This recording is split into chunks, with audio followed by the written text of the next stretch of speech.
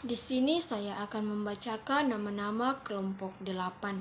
Yang pertama Gledia Natalia Rihaji, yang kedua Samudra Alantanus, yang ketiga Meika Putri Birahim, yang keempat Olga Ria Olivia Darus. Di sini kami akan membahas tentang sejarah ekonomi di Cina.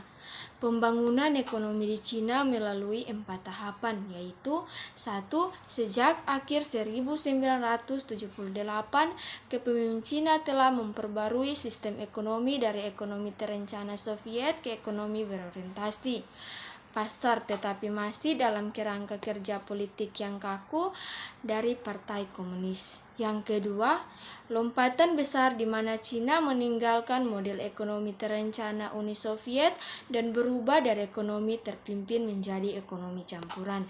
Yang keempat, revolusi budaya di mana ekonomi pasar sosialis dengan adanya kontrol negara pada tingkat makroekonomi dan kebijakan terputus strukturalis menghasilkan efisiensi dengan memaksimalkan keuntungannya.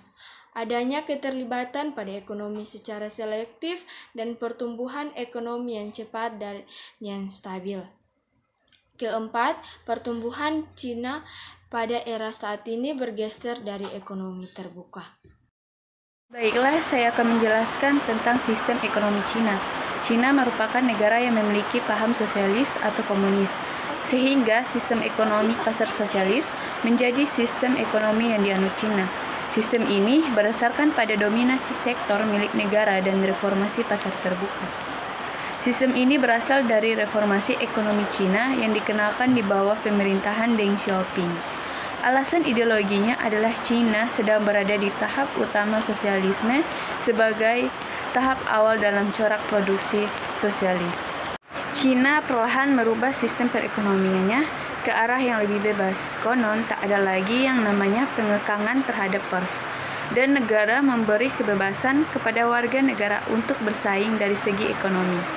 Ini menunjukkan sistem ekonomi Cina mulai mengarah dari sosialis menuju kapitalis. Namun sepertinya lebih kepada sistem ekonomi campuran yang isinya adalah campuran antara sosialis dan kapitalis.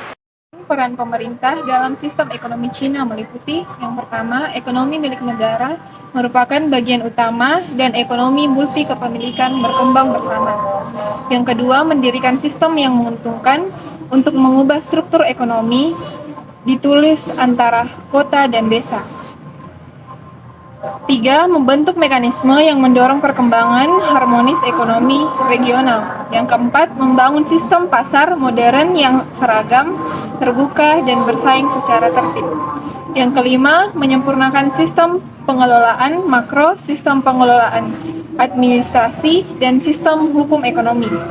Yang keenam, menyempurnakan sistem penempatan kerja, distribusi pendapatan, dan jaminan sosial.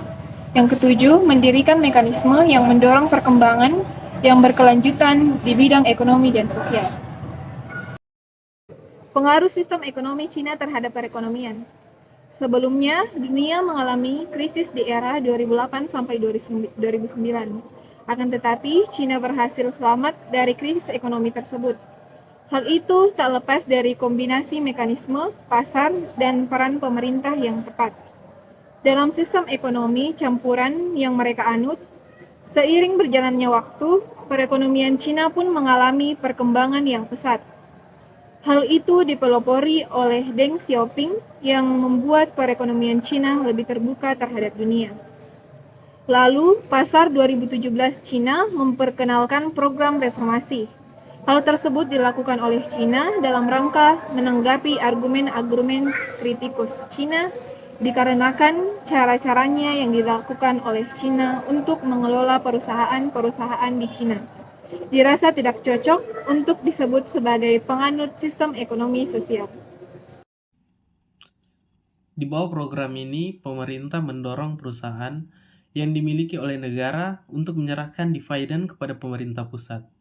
Selain itu, pemerintah mentransfer beberapa aset milik negara ke dana jaminan sosial. Transfer ini dirancang untuk membantu memastikan bahwa pensiun dibiayai atau dapat digunakan untuk mendanai program sosial lainnya.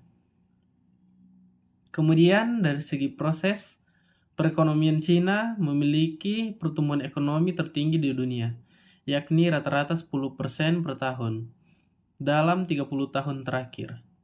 Sebagai tambahan, Cina tercatat sebagai negara kreditur terbesar di dunia. Mereka memiliki kira-kira 20,8% dari kepemilikan asing obligasi pemerintah Amerika Serikat.